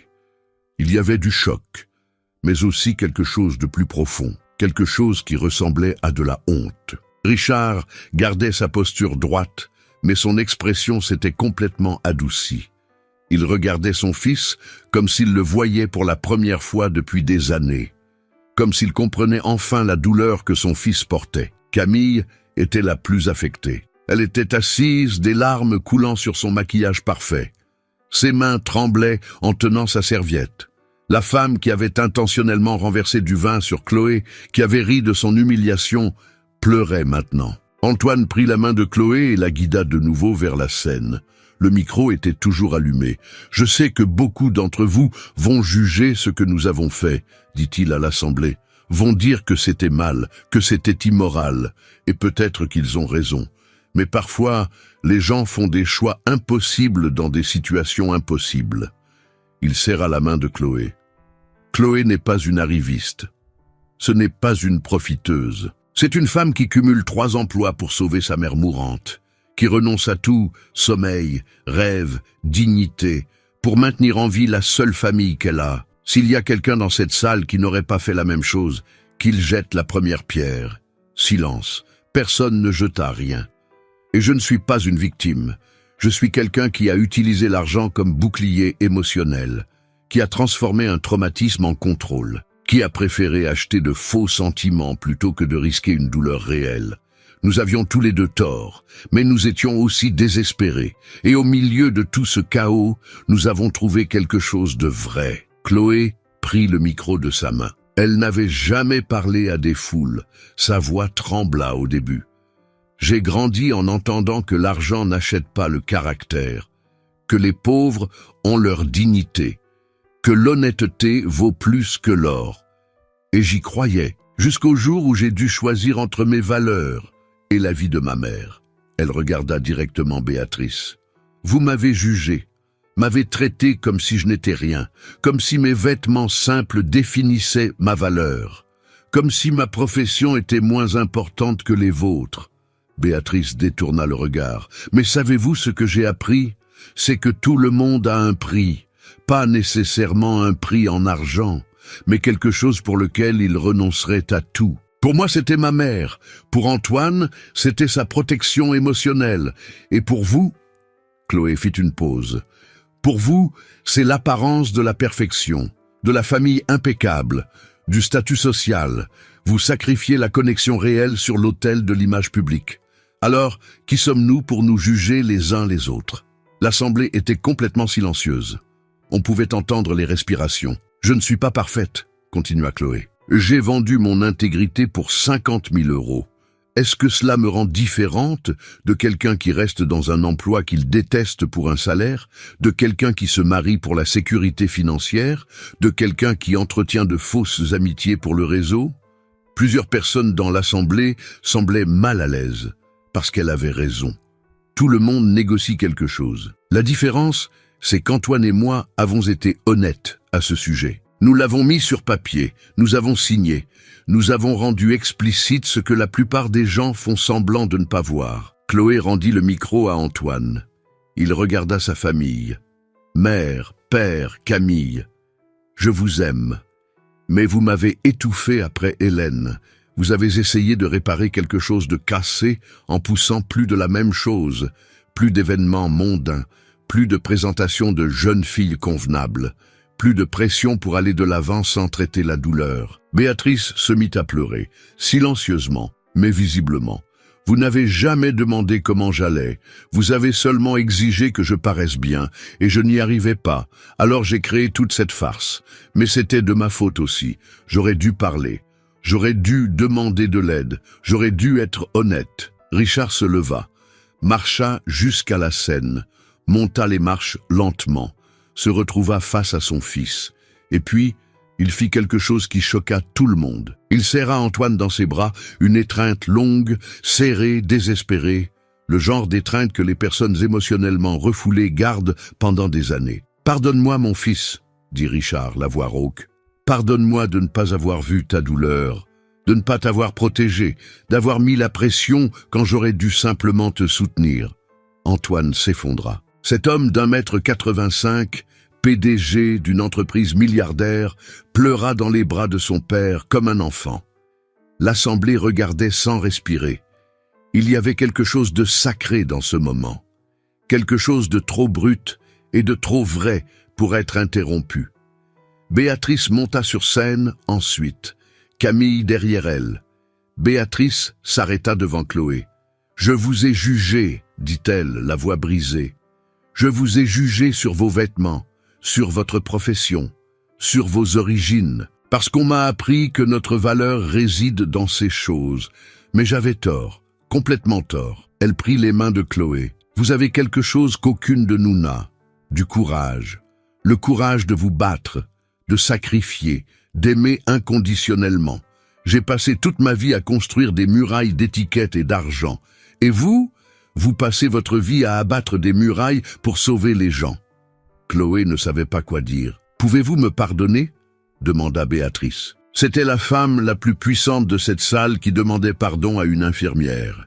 C'était une inversion complète de la hiérarchie. « Je n'ai rien à pardonner, » dit Chloé. « Vous protégiez votre fils, de la mauvaise manière, mais par amour. » Béatrice l'attira dans ses bras. Maladroitement au début, puis l'étreinte devint sincère. Camille s'approcha ensuite.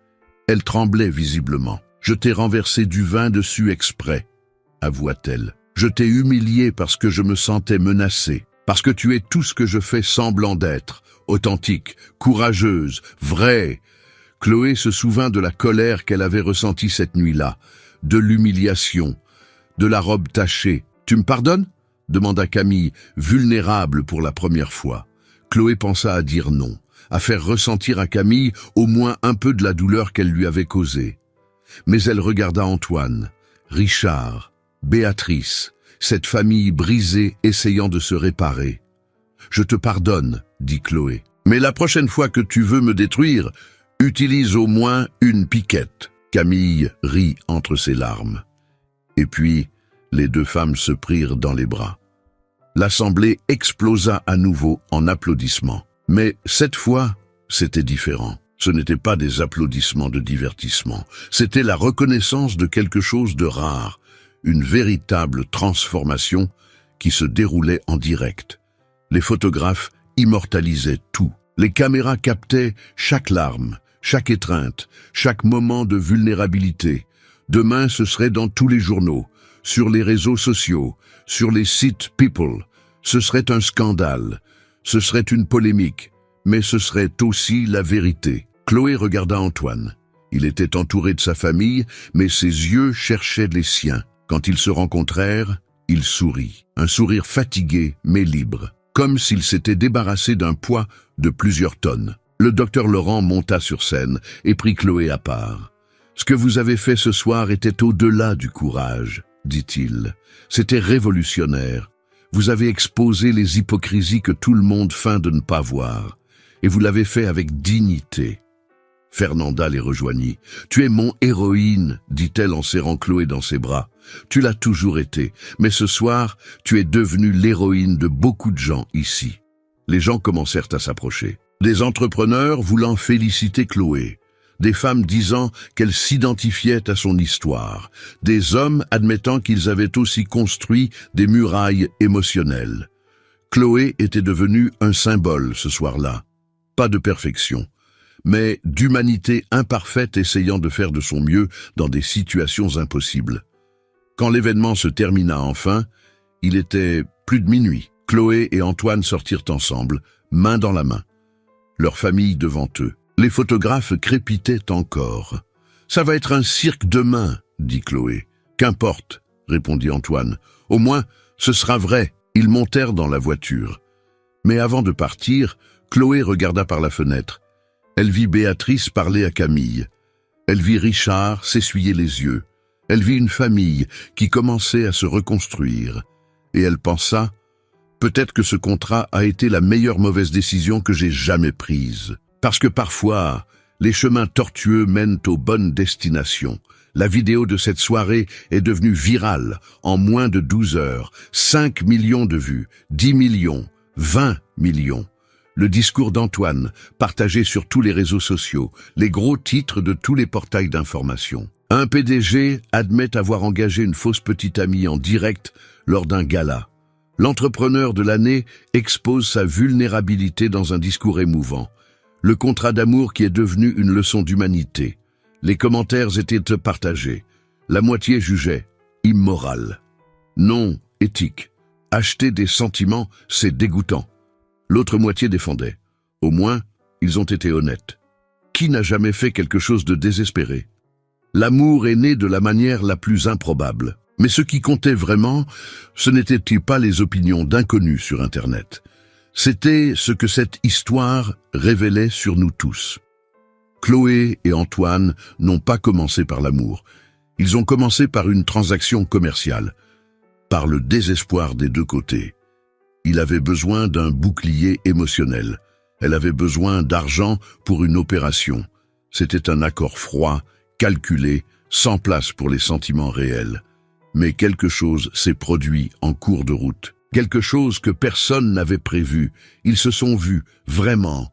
Pas les masques sociaux, pas les performances répétées, mais les blessures exposées, les vulnérabilités nues, l'humanité brute sous toutes les couches de protection. Et c'est exactement là que tout a changé, parce que la vulnérabilité n'est pas une faiblesse comme la société l'enseigne.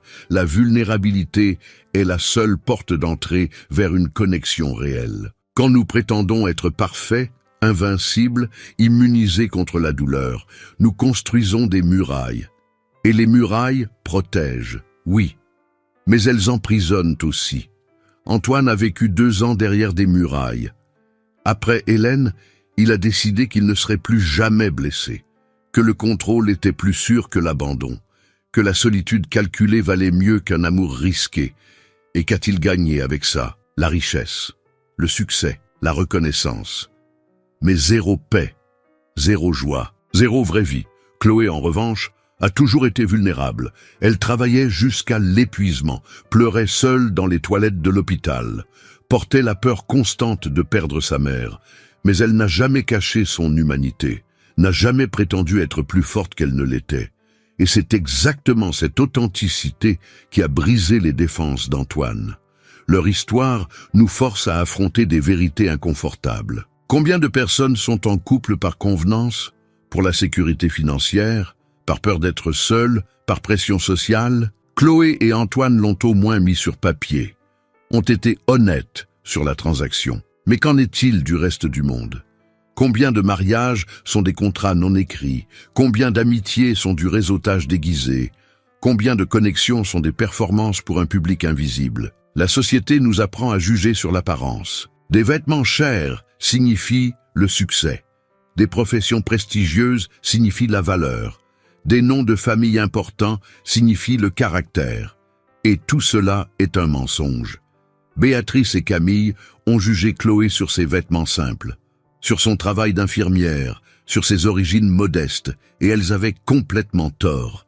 Parce que la valeur humaine ne se trouve pas sur une étiquette de vêtements ou un solde bancaire. Elle se trouve dans le nombre de fois où l'on se relève après être tombé, dans le nombre de sacrifices que l'on fait pour ceux qu'on aime, dans la part de soi que l'on donne sans attendre de retour. Chloé était plus riche que n'importe quel de Courcy. Pas en argent, mais en courage, en résilience, en amour inconditionnel. Elle travaillait 17 heures par jour, non pas parce qu'elle avait besoin de prouver quelque chose à quelqu'un, mais parce que sa mère avait besoin de vivre. Et c'est la seule monnaie qui ait vraiment de la valeur. L'amour en action.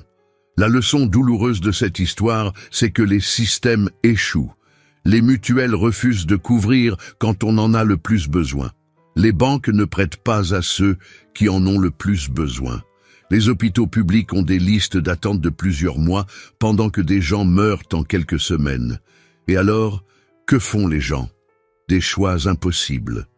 Des décisions qu'ils n'auraient jamais imaginé prendre. Chloé a vendu sa dignité.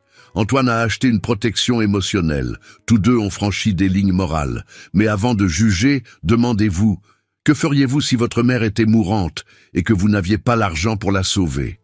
Que feriez-vous si vous aviez été trahi si brutalement que vous ne pouviez plus faire confiance à personne? Il n'y a pas de réponse facile, seulement des choix difficiles dans des situations impossibles. Ce qui a rendu cette histoire rédemptrice, ce n'est pas qu'ils aient bien commencé, c'est qu'ils aient terminé avec la vérité. Chloé aurait pu feindre la relation jusqu'à la fin, empocher l'argent et partir. Antoine aurait pu maintenir la farce, protéger son image publique, continuer à se cacher, mais tous deux ont choisi la vulnérabilité, ont choisi d'exposer leurs blessures, ont choisi la vérité même si cela devait tout leur coûter. Et c'est ce courage que le monde a besoin de voir davantage. Pas le courage de paraître parfait, mais le courage d'être imparfait et de l'admettre. Pas le courage de ne jamais tomber, mais le courage de se relever, de secouer la poussière et de dire « Je suis tombé, j'ai fait une erreur, mais j'essaie d'être meilleur ». En fin de compte, l'histoire de Chloé et Antoine n'est pas celle de l'argent qui achète l'amour. C'est l'histoire de deux personnes brisées qui trouvent la guérison l'une dans l'autre. C'est l'histoire d'une famille qui apprend que le contrôle n'est pas l'amour. C'est l'histoire d'une société forcée de regarder ses propres hypocrisies en face. L'amour véritable n'a pas de contrat, il n'a pas de clause, il n'a pas de garantie, c'est un risque, c'est un saut dans l'inconnu. C'est choisir quelqu'un chaque jour, même quand c'est difficile, même quand ça fait mal, même quand il serait plus facile d'abandonner. Et la dignité. La dignité ne consiste pas à n'avoir jamais besoin d'aide. Elle consiste à accepter l'aide sans perdre qui l'on est. Chloé n'a pas changé pour s'adapter au monde d'Antoine. Elle est restée infirmière. Elle est restée humble. Elle est restée elle-même. Antoine a changé pour mériter d'être dans son monde. Il a appris que la vulnérabilité est une force, que l'argent ne résout pas tout, que l'amour exige du courage. Et en cela, tous deux ont gagné. 6 mois après ce gala, beaucoup de choses avaient changé. Sylvie a subi l'opération cardiaque complète 3 semaines après l'événement. Antoine n'a pas seulement payé l'intervention, il s'est assuré qu'elle soit opérée par les meilleurs chirurgiens cardiaques du pays. L'opération a duré 8 heures. Ce fut un succès absolu. Sylvie a récupéré 80% de sa fonction cardiaque. Elle a recommencé à marcher sans s'essouffler. Elle a recommencé à sourire sans craindre que chaque respiration ne soit la dernière. Elle a assisté au mariage de sa fille 4 mois plus tard. Ce ne fut pas une cérémonie grandiose dans l'hôtel particulier des De Courcy. Ce fut quelque chose de simple, d'intime, de vrai. Une petite chapelle, dans le quartier où Chloé a grandi. 50 invités. Des infirmières, des médecins, des patients, des voisins, des collègues d'Antoine et la famille de Courcy. Béatrice a pleuré pendant toute la cérémonie. Pas de tristesse, de soulagement. De voir son fils enfin libéré des chaînes émotionnelles qu'il s'était lui-même créées. Les vœux que Chloé et Antoine ont écrits ont fait pleurer la moitié des invités. Antoine a promis « Tu m'as engagé pour 3 mois avec ton courage. Moi, je te choisis pour toujours avec mon cœur. » Chloé a promis « Tu m'as sauvé quand j'en avais le plus besoin. Maintenant, laisse-moi te sauver aussi. » Chloé a continué à travailler comme infirmière. Ce fut un choix conscient et ferme. Antoine lui a offert 1000 fois d'arrêter, de se reposer, de faire autre chose. Elle a toujours refusé. Ce travail n'est pas une question d'argent, a-t-elle expliqué. C'est une question de mission. Il s'agit de regarder quelqu'un qui a peur dans les yeux et de lui dire « Vous n'êtes pas seul ». Aucune somme au monde ne remplace cela. Mais elle a réduit à un seul emploi, a repris ses études, s'est spécialisée en cardiologie, a obtenu son diplôme avec mention. Aujourd'hui, elle coordonne une unité entière à l'hôpital Saint-Louis. Et le plus important, elle dort 8 heures par nuit.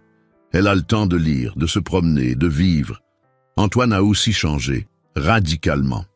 Il a créé l'Institut Raphaël de Courcy, en hommage à son frère perdu. L'organisation finance des opérations d'urgence pour les familles sans ressources.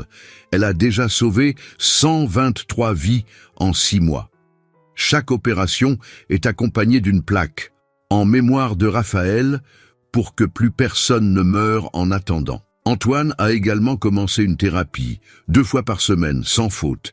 Il apprend à gérer ses traumatismes au lieu de les enterrer.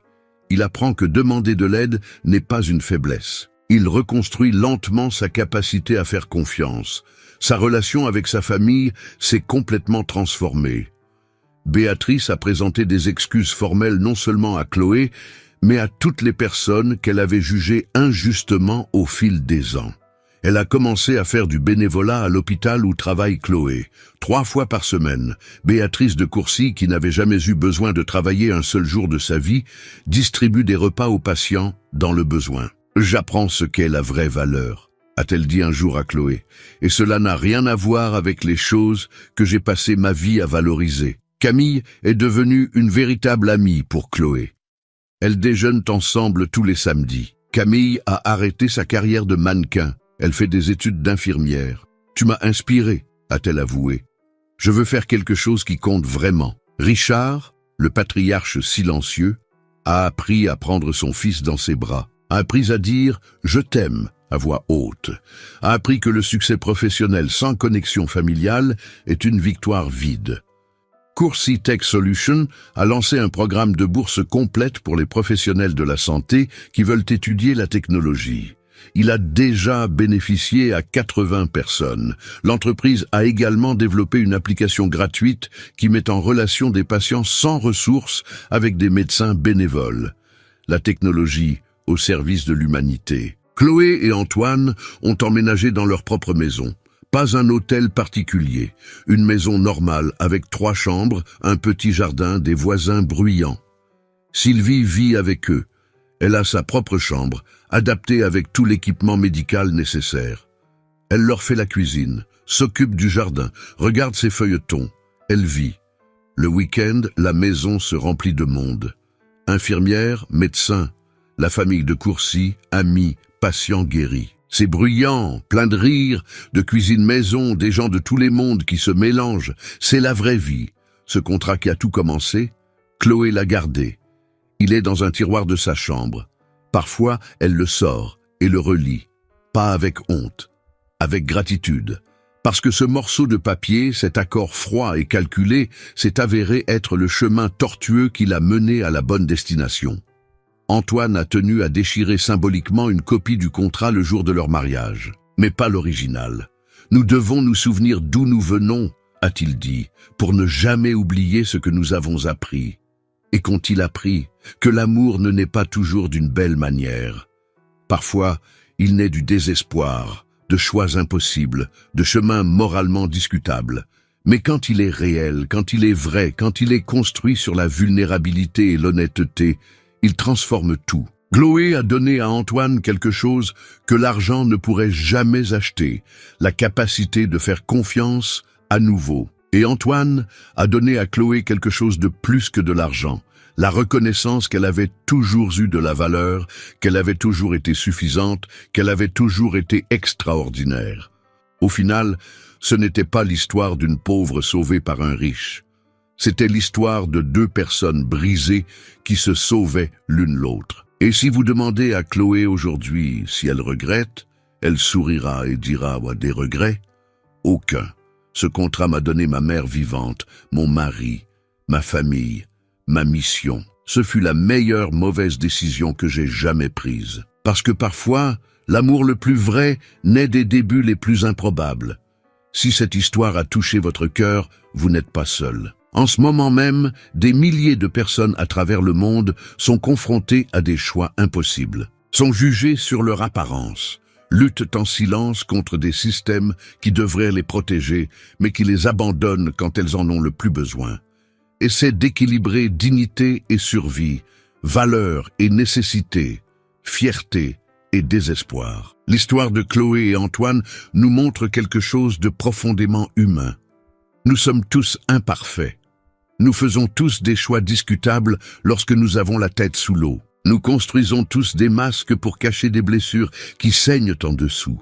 Maintenant, je veux vous entendre. Avez-vous déjà jugé quelqu'un à la première impression pour découvrir ensuite que vous aviez complètement tort? Ou avez-vous déjà été jugé injustement, traité comme inférieur à cause de vos vêtements, de votre travail, de vos origines? Qu'avez-vous ressenti? Laissez ici dans les commentaires. Ne jamais juger un livre à sa couverture. Si vous croyez que tout le monde mérite le respect, indépendamment de sa situation sociale, de sa profession ou de son apparence. Je veux voir ce commentaire se multiplier. Je veux transformer cette section de commentaires en un manifeste d'empathie. Et si cette histoire vous a rappelé quelqu'un, partagez-la maintenant. Partagez-la avec cet ami qui lutte en silence, avec ce cousin qui cumule 3 emplois et dont personne ne reconnaît l'effort, avec cette personne qui a besoin qu'on lui rappelle que sa valeur n'est pas sur son compte en banque, mais dans la taille de son cœur. Je veux savoir, quelle partie de l'histoire vous a le plus ému? Est-ce lorsque Chloé a été humiliée au dîner et que vous avez ressenti de la colère? Quand Antoine a avoué publiquement le contrat et que vous avez été choqué? Quand ils se sont enfin embrassés et que vous avez pleuré de soulagement? Ou quand la famille a demandé pardon et que vous avez cru aux secondes chances? Dites-le moi ci-dessous.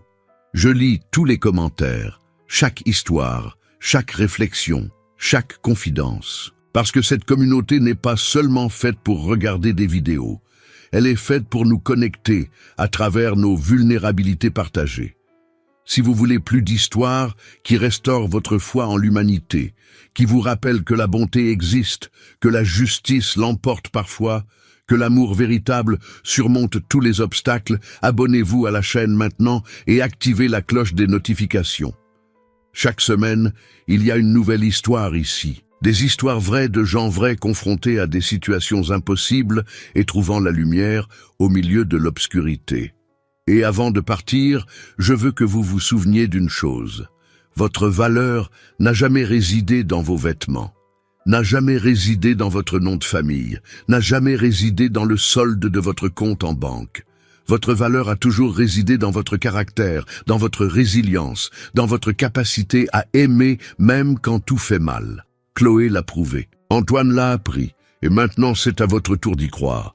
Vous êtes suffisant, vous l'avez toujours été, et si personne ne vous l'a dit aujourd'hui, je vous le dis maintenant. Vous comptez, votre combat compte, votre histoire compte. On se voit à la prochaine histoire. Et souvenez-vous, ne jugez jamais un livre à sa couverture, parce que les meilleures histoires sont cachées dans les pages que personne ne prend la peine d'ouvrir.